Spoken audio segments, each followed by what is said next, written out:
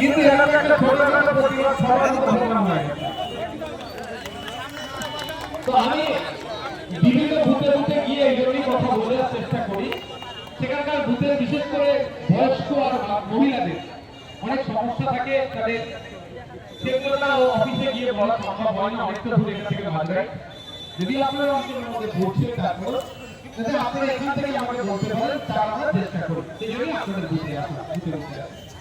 আমি ধন্যবাদ জানাবো, আপনারা আমাকে ভোট দিয়ে বিধানসভার মধ্যে পাঠিয়েছিলেন বলে আমি লড়াইটা একজন বিধায়ক হিসাবে লড়তে পারছি।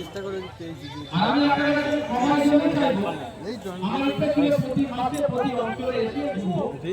এরা তো তাকবির কখন রে ওরা ভোট দিয়ে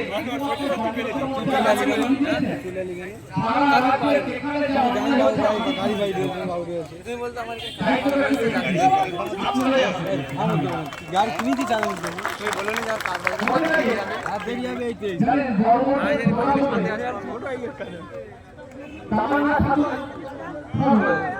তার বাড়িতে গিয়ে তার আগে সমবেদনা থাকে দেওয়া থেকে শুরু করে তারপরে আমি লড়াই করার প্রতিশ্রুতি তার বাড়ি দিয়েছি।